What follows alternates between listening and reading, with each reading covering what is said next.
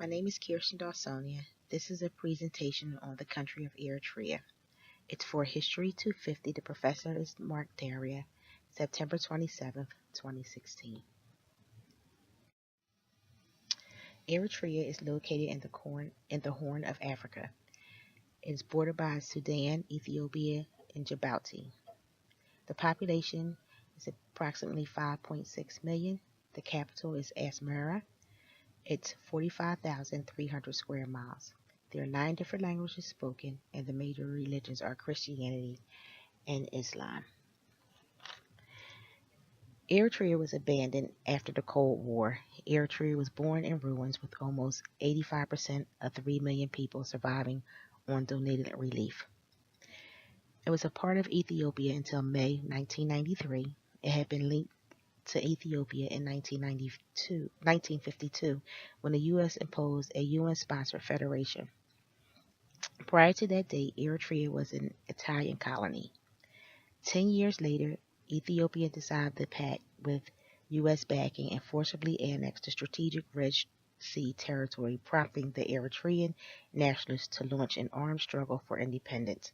The name was the 30-Year War. The British and the French were fighting to colonize Africa. To stop the French, the British supported the Italians and the Egyptians to possess the area. Slowly, the Italians drove the Egyptians away. 1890, Italy signed a peace treaty with Menelik II, an Anglo-Egyptian Sudan declaring Eritrea to be its colony.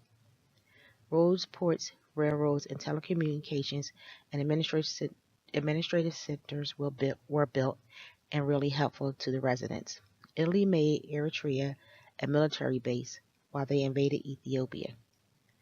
During the war with Eritrea served as a military base, their economy improved.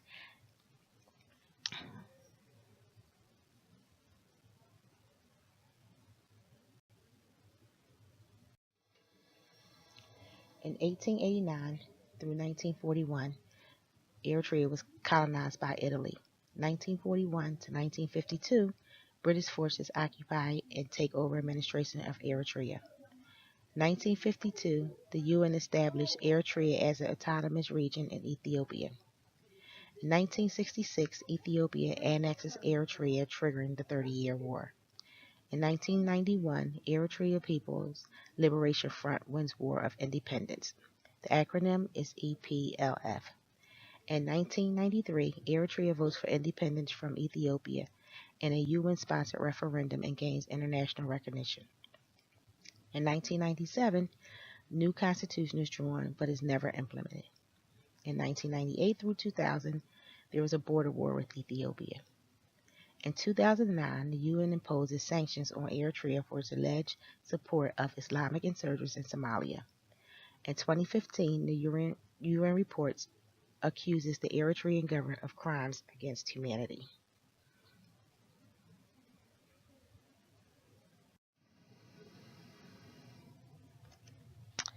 The economy. The economy is dependent upon agricultural production. Over 75% of the population live in rural areas and conduct agricultural production. 20% is estimated to be traders and workers. No major goods are exported or produced. The export is limited to livestock and salt. In this slide, you'll also see some money. This money is actually Eritrean money on the left that was given to me from a friend who recently visited Eritrea. She's from Eritrea and she recently visited and brought this money back. So the economy is most isolated, it's stagnant, it's a stagnant country. It's under emergency rule since 1998, severely undeveloped economy. Estimated 9% fled the country in recent years.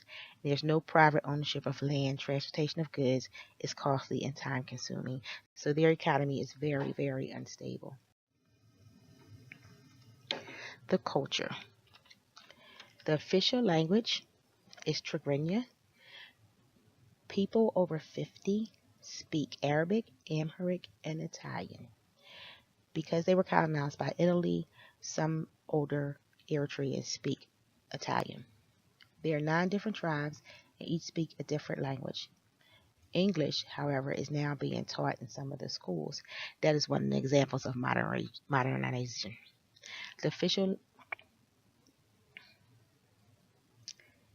the gender roles. Girls are taught to perform household tasks, but since modernization, they haven't been included to those tasks have been boys are included in those tasks. Traditionally, only girls did household tasks and reared children. Now, boys are taught to work in the house as well. Eritrean immigrants generally prefer their children date within their culture. However, some still have arranged marriages. However, some still do now date outside of their culture. The Eritreans in America send a lot of money back home to take care of elderly family members. They view this as very important thing to do. They actually load big containers on ships. They fill containers with all kinds of things and ship it back home. They start doing this approximately 3 months before their visit back home so that they can fill this container and send it home to their elderly relatives. And when they get there, these things arrive approximately around the same time and they can help their families back home. Nutrition and food. Being full figure overweight is considered attractive and a sign of status. The ability to eat enough to be overweight is an indicator that a family is wealthy enough to afford excess. In the U.S., many families still eat in the traditional way of eating from a communal platter. The religion.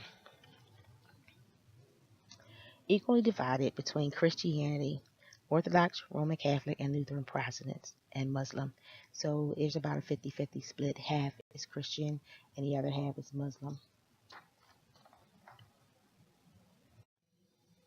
Traditions. There are a lot of many different traditions. I focused on a coffee ceremony because I was able to get pictures of this coffee ceremony. So the lady in this picture is actually my friend's mother, and this is a traditional coffee ceremony that they had in their living room.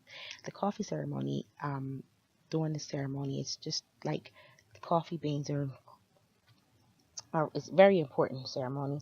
Um, it's always offered when you're visiting friends or as a daily staple. The coffee is first brewed by roasting the green coffee bean over hot coals. This is done right at the side of the table. Once the beans are roasted, each participant is given an opportunity to sample the aromatic smoke by wafting it towards them. The grounds are put into the jabina. The host pours the coffee for all participants into handleless cups. These cups are very small and they're handleless. They're called finjai. The coffee is usually poured into 5 rounds. Each round, the hostess, the hostess and the guests, or the hostess and the family, they sit around and talk during each round. As my friend put it, it's like a gossip ceremony. It's how they talk about what happened during their day, and they keep each other abreast of what's going on in each other's lives. This is done every day in her family. Her mother does this every single day when her and her sisters come home from work. The cultural dress. In this photo, each one of these ladies are dressed in their cultural dress. You notice that it's 9 of them because there are 9 tribes. They all speak different language, and this is the dress for their tribe. This also is a picture that I got from my friend. In this picture is her sister, and some of their other friends that are a big part of the Eritrean community here in Philadelphia.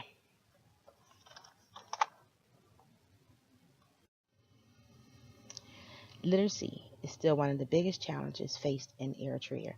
67.8% of the total population can read, with 57.5% of them being female. The government continues to pour money into the military and overlooking education. I chose this country because my friend is Eritrean. I was very interested in knowing more about her culture. Through doing this project, I was able to learn more about her family and their traditions. I was even invited to participate in the coffee ceremony at her house. The pictures in this PowerPoint are pictures of family and friends. Her mother is pictured hosting the coffee ceremony in her living room.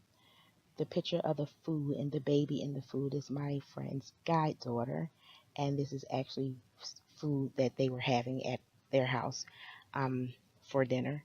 So all of these pictures are pictures that I got from her, and through doing this project, I was able to talk to her and find out so much more about her community. That is going to be the conclusion of this presentation. Thank you.